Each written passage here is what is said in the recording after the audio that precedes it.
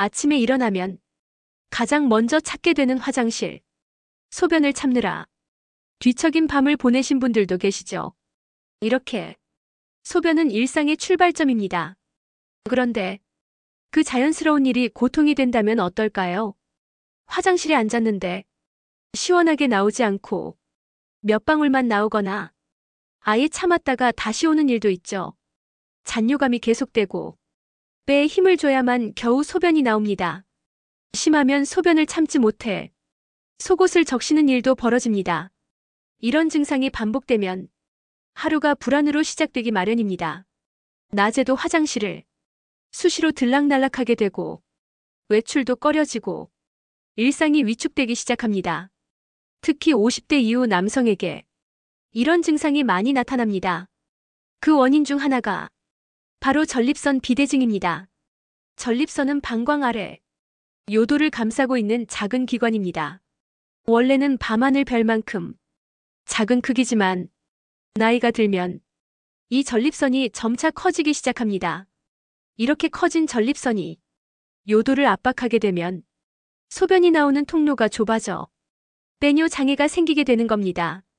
전립선이 커지면 처음엔 별 이상이 없습니다. 하지만 어느 순간 소변 줄기가 약해지고 화장실을 자주 가게 되며 자다가도 깨는 일이 잦아집니다. 문제는 이런 증상이 쉽게 지나치기 쉽다는 겁니다. 나이 들어 그러려니 하고 참아버리는 경우가 많습니다. 게다가 남성들은 이 문제를 부끄럽게 여깁니다. 가족에게도 말 못하고 혼자 속으로 끙끙 앓습니다. 하지만 방치하면 상황은 점점 나빠집니다. 소변이 완전히 차도 잘 나오지 않게 되고 급성 요폐, 즉 소변이 전혀 안 나오는 상황도 생깁니다. 이럴 땐 응급처치가 필요합니다. 고무관을 요도에 삽입해 배뇨를 유도하죠. 극심한 고통과 심리적인 스트레스가 따릅니다. 그렇기 때문에 초기 신호를 절대 놓치면 안 됩니다. 소변을 보고도 잔뇨감이 남는다면, 화장실을 다녀온 직후에도 다시 가고 싶다면, 밤에 자주 깬다면 한 번쯤 검사를 받아보시는 게 좋습니다. 전립선 비대증은 노화에 따른 자연현상이지만 이걸 방치하는 건 자연스러운 일이 아닙니다. 간단한 약물 치료만으로도 생활의 질이 크게 달라질 수 있습니다. 전문의와의 상담으로 정확한 진단을 받고 자신에게 맞는 치료 방법을 찾는 것이 중요합니다. 초기라면 생활 습관만 바꿔도 호전이 가능합니다. 밤늦게 물을 많이 마시지 않기, 카페인, 알코올 줄이기, 지속적인 운동과 규칙적인 배뇨 습관도 도움됩니다. 특히 항문 주변 근육을 조여주는 케겔 운동도 매우 효과적입니다. 이렇게 전립선 비대증은 관심과 노력으로 조절할 수 있습니다. 방치하지 않고 제때 치료하는 것, 그게 건강한 노후의 첫걸음입니다. 다음 시간에는 전립선과 함께 자주 나타나는 요실금에 대해 자세히 알아보도록 하겠습니다. 전립선 비대증과 함께 종종 동반되는 증상이 있습니다. 바로 요실금입니다. 요실금은 말 그대로 소변이 자신도 모르게 새어나오는 증상입니다. 참으려 해도 의지와 상관없이 나오는 것이 특징이죠. 한두 방울 새는 경우부터 속옷이 젖을 정도까지 다양합니다. 많은 분들이 이 증상을 매우 부끄러워합니다. 병이라고 생각하지 않고 일시적인 실수쯤으로 넘기곤 하죠. 하지만 반복되는 요실금은 치료가 필요한 질환입니다. 특히 중년 이후 남성에게서도 적지 않게 나타납니다. 요실금은 단순히 나이 들어 생기는 게 아닙니다. 그 안엔 다양한 원인이 숨어 있습니다. 먼저 요실금은 종류에 따라 구분됩니다. 가장 흔한 형태는 복압성 요실금입니다. 기침을 하거나 무거운 걸 들 때 배에 압력이 가해지며 소변이 새는 경우를 말합니다. 여성에게 흔하지만 전립선 수술 이후 남성에게도 발생할 수 있습니다. 다음은 절박성 요실금입니다. 갑자기 강한 요의를 느끼고 화장실에 도착하기 전 소변이 나오는 경우입니다. 방광이 과도하게 민감하거나 수축이 조절되지 않을 때 생깁니다. 전립선 비대증으로 인해 방광 기능이 예민해지며 동반되기도 합니다. 또 하나, 범람성 요실금도 있습니다. 소변이 완전히 배출되지 않고 방광이 넘쳐 흘러 조금씩 새는 형태입니다. 이건 전립선 비대증에서 자주 나타납니다. 마지막으로 기능성 요실금이 있습니다. 이는 소변을 볼 수 있는 신체 기능은 정상이지만 이동이나 인지 능력의 문제로 생기는 형태입니다. 예를 들어 치매나 파킨슨병이 있는 경우 혹은 거동이 불편한 고령자에게도 발생하죠. 이처럼 요실금은 원인과 기전이 다양한 질환입니다. 단순히 늙어서 생긴다거나 수치심으로 덮을 문제가 아닙니다. 문제는 대부분의 남성들이 이 증상을 가볍게 여기고 혹은 부끄러워서 병원을 찾지 않는다는 겁니다. 속옷에 소변이 묻는 걸 단순한 위생 문제로 생각하기도 하죠. 하지만 방치하면 피부염, 감염, 심리적 위축까지 이어질 수 있습니다. 특히 외출이나 모임, 회의 자리에서 자신도 모르게 새어나올까봐 불안해지죠. 일상생활 자체가 큰 스트레스로 변하게 됩니다. 실제로 요실금을 경험한 분들은 사회활동에 큰 제약을 받습니다. 버스나 전철도 걱정이 되어 타기 어렵고 장거리 이동이나 여행은 꿈도 꾸기 힘들어집니다. 심한 경우 우울증과 대인 기피로 이어지기도 합니다. 이런 불편함에도 불구하고 왜 치료를 망설이게 될까요? 가장 큰 이유는 수치심입니다. 배뇨 문제는 사적으로 여겨지는 영역이기 때문에 가족에게도 말 못하고 속으로만 끙끙 앓는 분들이 많습니다. 하지만 의학적으로는 명백한 질환입니다. 숨길 이유도 없고 참을 이유도 없습니다. 요실금은 원인에 따라 충분히 조절 가능한 질환입니다. 생활습관 개선은 물론 약물, 수술, 물리치료 등 다양한 접근이 가능합니다. 무엇보다 정확한 진단이 가장 중요합니다. 요실금이 어떤 종류인지, 왜 발생했는지를 먼저 파악해야 합니다. 비뇨기과에서는 기초적인 검사로 원인을 파악할 수 있습니다. 배뇨일지 작성, 소변 검사, 잔뇨량 측정, 방광 기능 검사 등 검사는 복잡하지 않으며 대부분 외래에서 가능하죠. 자신의 증상 유형을 알고 맞춤 치료를 받는 것이 핵심입니다. 또한 요실금은 전립선 수술 후 발생할 수 있는 부작용 중 하나입니다. 특히 전립선암 수술을 받은 분들이 복압성 요실금을 겪는 경우가 많습니다. 이 경우에는 근육을 강화하는 재활치료나 슬링 수술, 인공요도 괄약근 삽입 같은 전문 치료가 필요할 수도 있습니다. 그러나 모든 요실금이 수술을 필요로 하진 않습니다. 대부분은 비수술적 치료로 조절이 가능합니다. 약물 치료도 많이 활용되며 증상 개선에 큰 도움이 됩니다. 또 하나 주목할 방법은 골반적인 운동입니다. 바로 케겔 운동입니다. 항문을 조이는 느낌으로 근육을 수축하고 이완하는 운동입니다. 하루 3회, 한 번에 1015회씩 반복하는 것이 기본입니다. 눈에 띄는 변화는 시간이 걸릴 수 있지만 지속하면 확실한 효과를 볼 수 있습니다. 중요한 건 꾸준함과 정확한 자세입니다. 앉거나 서 있는 자세에서 허리를 곧게 세우고 항문과 요도 부위를 부드럽게 조이는 느낌으로 복부에 힘을 주는 것이 아니라 골반 아래쪽만 집중해야 합니다. 처음엔 어렵지만 익숙해지면 언제 어디서든 가능합니다.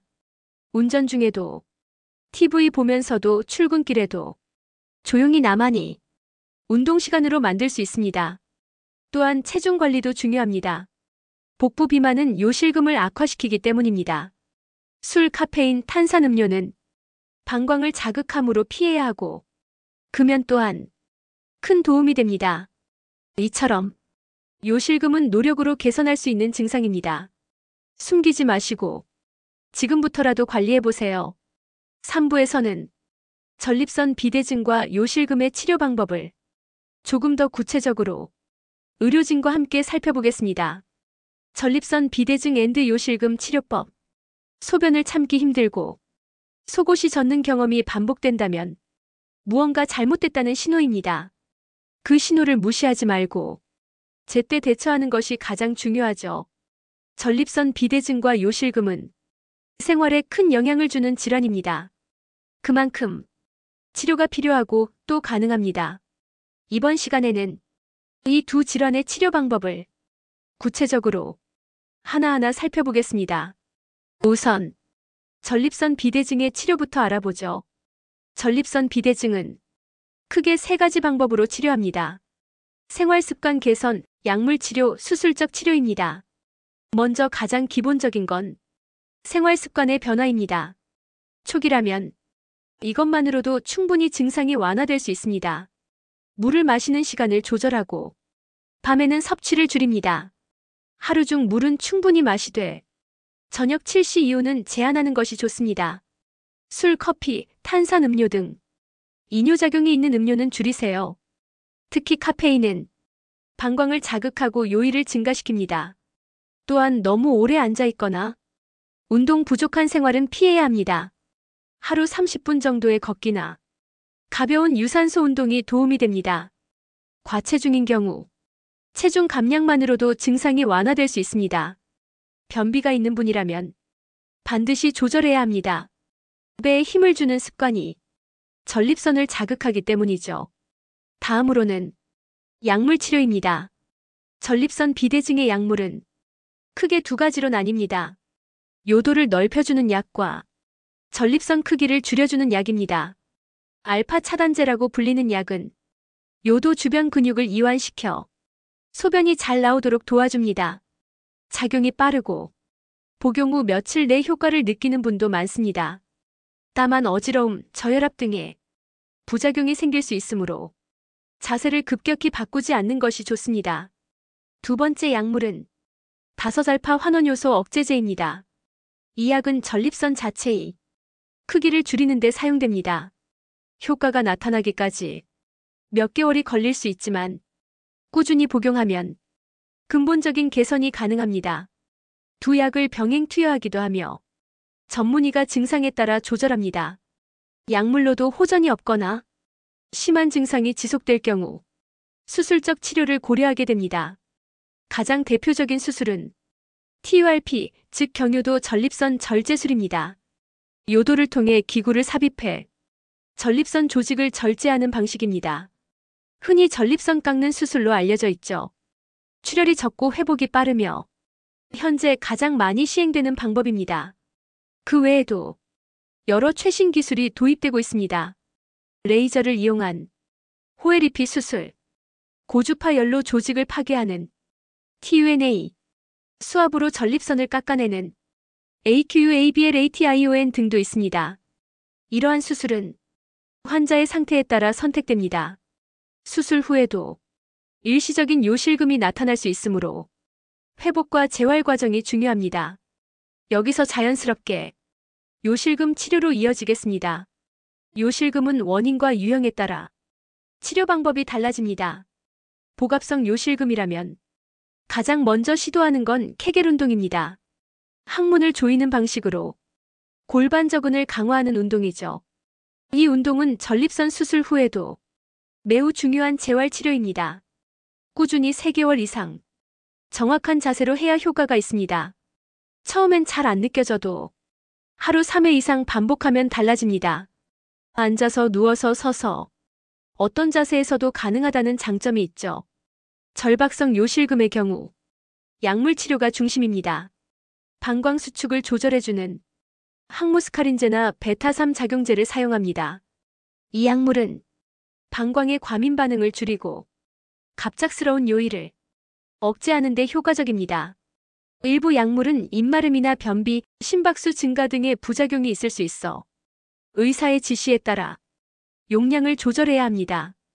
복합 요실금이 있는 경우 약물과 운동을 병행하는 것이 효과적입니다. 생활 속 관리도 중요합니다.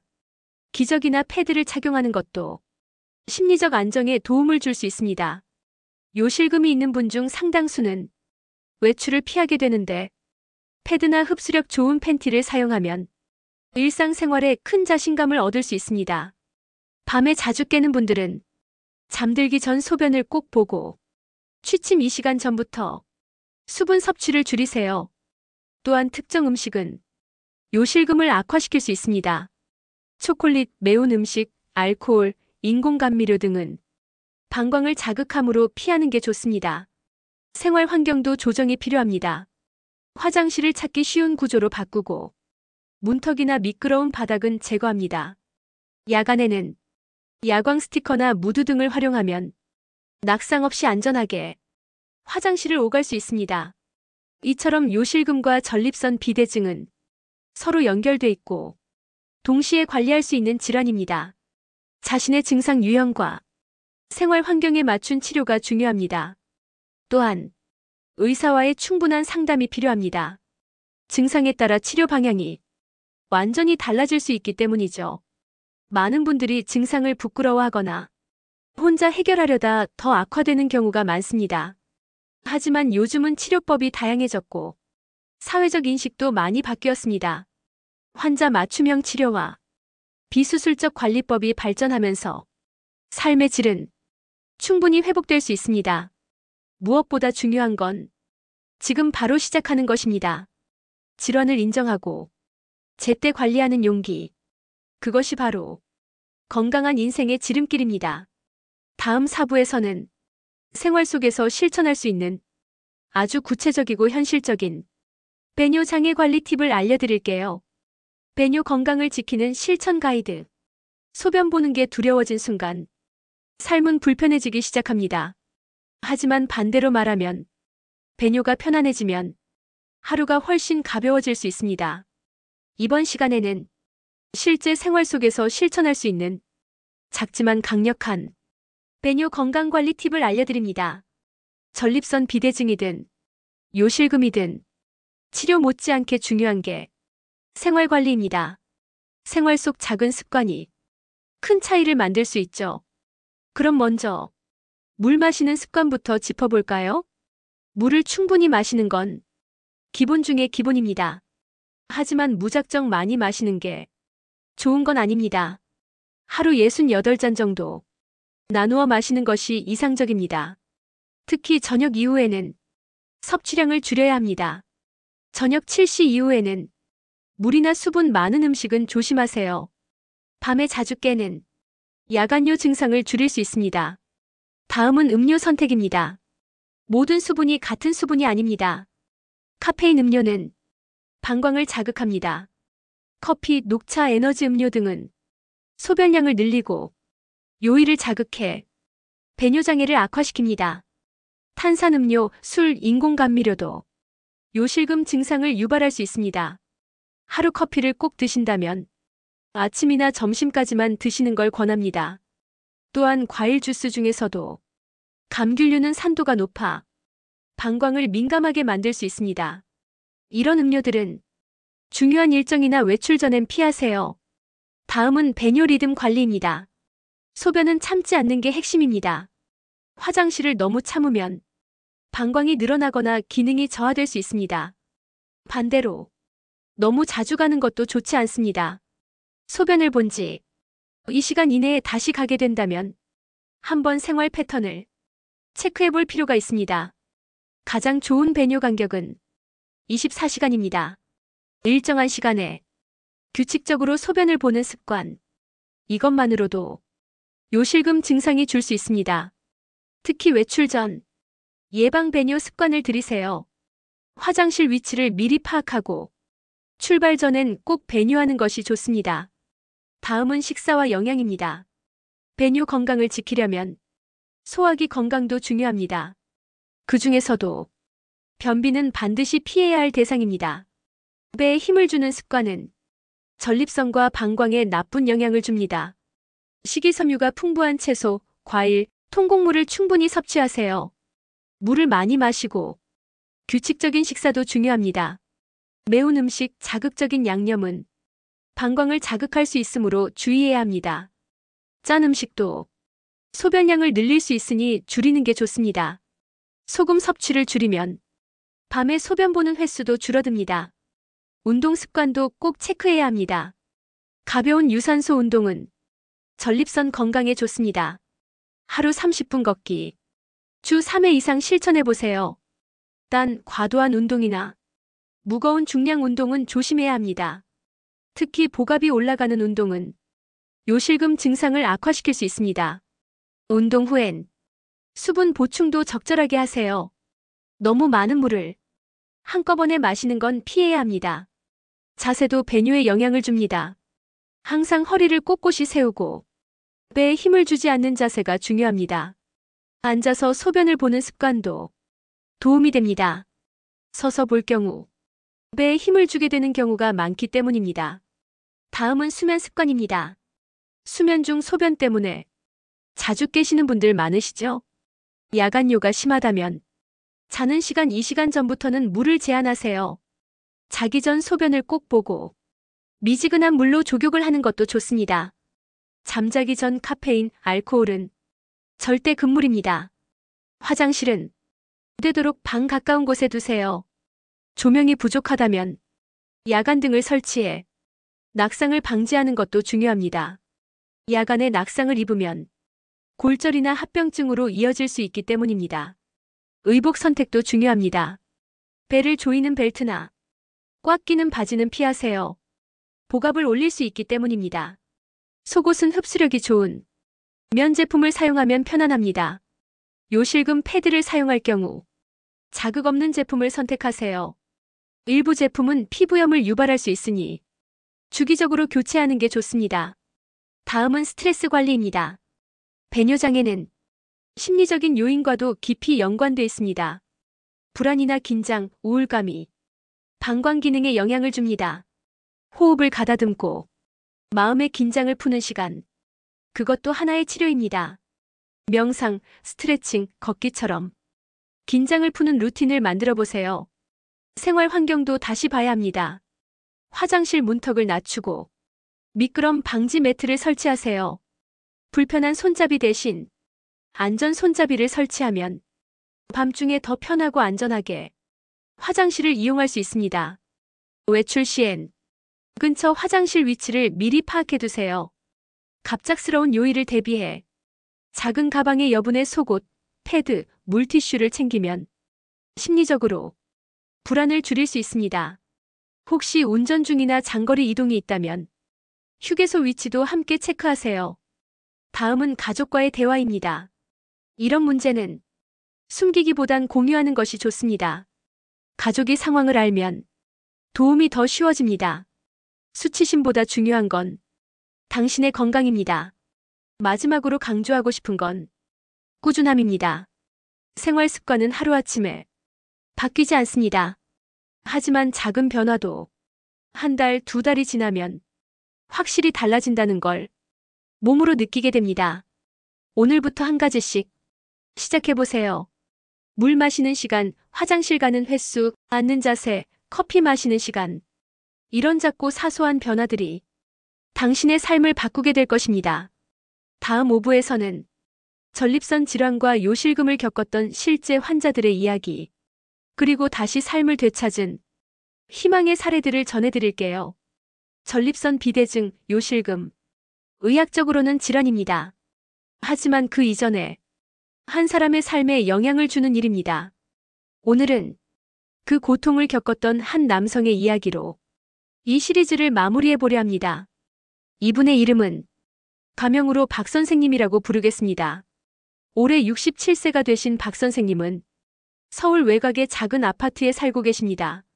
은퇴 전에는 30년 넘게 중학교 교사로 근무하셨죠. 늘 단정하고 침착했던 그는 은퇴 후에도 동네 아이들의 과외 선생님이었습니다. 하지만 3년 전부터 작은 불편함이 시작됐습니다. 밤에 자주 깨고 소변이 시원치 않다는 느낌, 화장실에 다녀와도 잔뇨감이 남고 아침이면 속옷이 살짝 젖어 있기도 했습니다. 처음엔 그냥 나이 탓이라 생각했습니다. 괜찮겠지, 다들 그러겠지. 그렇게 넘겼습니다. 하지만 불편함은 점점 일상이 되었습니다. 수업 중 갑자기 요의가 몰려오기 시작했고 외출도 꺼리게 되며 사람들과의 만남을 피하게 됐습니다. 심지어 손주와 놀다 중간에 화장실을 가느라 아이의 손을 놓은 적도 있습니다. 그날 밤 그는 거울 앞에서 조용히 울었습니다. 왜 이렇게까지 됐을까? 그는 결국 가까운 비뇨기과를 찾았습니다. 의사는 전립선 비대증과 요실금이 함께 진행 중이라 말했습니다. 검사 결과 전립선 크기는 평균보다 훨씬 컸고 잔뇨량도 정상 범위를 넘고 있었습니다. 그는 충격을 받았지만 마음먹고 치료를 시작했습니다. 우선 알파 차단제와 다섯알파 억제제를 병용 투약했고 같은 시기 케겔 운동도 함께 시작했습니다. 생활 습관도 바꿨습니다. 커피는 오전 한 잔만, 저녁 7시 이후에는 물을 마시지 않았고 매일 저녁 TV를 보며 케겔 운동을 15분씩 했습니다. 이게 얼마나 도움이 될까? 반신반의했던 날도 많았지만 2달 후 밤중 배뇨 횟수가 줄기 시작했습니다. 3달 후 소변 줄기가 눈에 띄게 강해졌고 5달이 지나자 외출이 두렵지 않게 되었습니다. 그는 다시 손주의 손을 잡고 공원으로 나갔습니다. 산책도 하고 근처 상점에도 함께 들어갔습니다. 예전엔 늘 화장실부터 찾던 습관도 사라졌습니다. 가장 큰 변화는 두려움이 사라졌다는 거죠. 박 선생님의 말입니다. 몸이 편해지는 것도 좋지만 무엇보다 마음이 편해졌다고 했습니다. 그는 치료를 받고 나서야 그동안 자신이 얼마나 움츠러들어 있었는지를 깨달았다고 합니다. 지금은 요실금 전용 속옷도 챙기고 외출 전에 체크리스트도 만듭니다. 조심은 하되 숨지 않기로 했습니다. 그의 말처럼 이 질환은 숨겨야 할 문제가 아닙니다. 적극적으로 진단받고 치료하고 관리하면 충분히 삶의 질을 회복할 수 있습니다. 그 외에도 수많은 분들이 변화의 경험을 전했습니다. 병원에 가는 게 제일 무서웠는데 가길 잘했어요. 치료보다 혼자 걱정하며 보낸 시간이 더 힘들었어요. 수술하고 나서 딱 1년 만에 여행을 다시 다녀왔습니다. 말 못하고 참은 5년이 너무 아까워요. 이런 이야기들은 단순한 사례가 아닙니다. 누군가의 오늘이 될 수도 있는 현실입니다. 우리가 전립선 비대증과 요실금을 질병으로만 다뤄선 안 되는 이유죠. 이건 삶의 질, 자존감, 그리고 인간다운 일상에 관한 문제입니다. 쉬 마려운데 못 나오는 것, 새는 걸 알면서도 못 막는 것, 그 불편함이 일상이 되면 사람은 점점 움츠러듭니다. 하지만 오늘 우리가 살펴본 것처럼 방법은 분명히 있습니다. 진단을 받고 적절한 치료를 시작하고 생활 습관을 바꾸고 자신의 몸을 관찰하는 것, 작은 노력의 반복이 결국 큰 변화를 만듭니다. 의사 한 명의 말보다 환자 한 사람의 변화가 더 큰 설득이 되는 이유이기도 합니다. 혹시 지금 비슷한 증상으로 고민하고 계신가요? 남들 다 그렇다, 부끄러워서 말 못하겠다. 그런 생각 때문에 계속 참아오고 계시진 않나요? 이제는 용기를 내셔도 좋습니다. 가족과 이야기하세요. 의사와 상담하세요. 그리고 무엇보다 자신의 삶을 다시 바라보세요. 이 질환은 분명히 관리할 수 있는 문제입니다. 우리는 그 방법을 모두 알고 있습니다. 이제 남은 건 시작하는 일뿐입니다. 오늘 이 이야기가 당신의 첫걸음이 되기를 바랍니다. 고맙습니다. 이 좋은 정보를 주변에 꼭 널리 알려주시고 구독 버튼과 좋아요 버튼 그리고 알림 설정까지 부탁드리겠습니다.